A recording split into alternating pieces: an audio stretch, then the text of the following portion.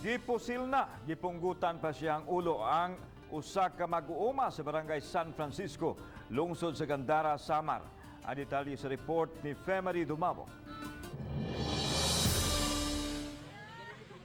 Matud sa kapulisan, padayong panggipangita karon ng ulo sa biktima.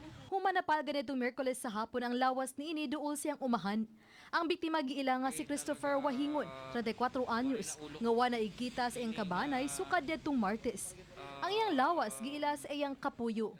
Gitutukang motibo sa krimen, personal grudge. Yung kapatid niya may nakulong dati dahil sa homicide. May napatay. Tapos siya, medyo may kaaway siya sa barangay nila. Yun ang nakikita namin Nailhan na sa kapulisan ng duha sa unom ka mga suspitsado sa krimen ug padayon na silang gipangita. Kasong murder ang giandam nga ipasaka batok sa mga suspitsado. May suspect na tayo, may witness na tayo. Yung dalang natin yung autopsy report. Yun na lang kulang sa mga documentary attachment for filing. Uba ni Clans Gabotin. Ako si Femery Dumabok.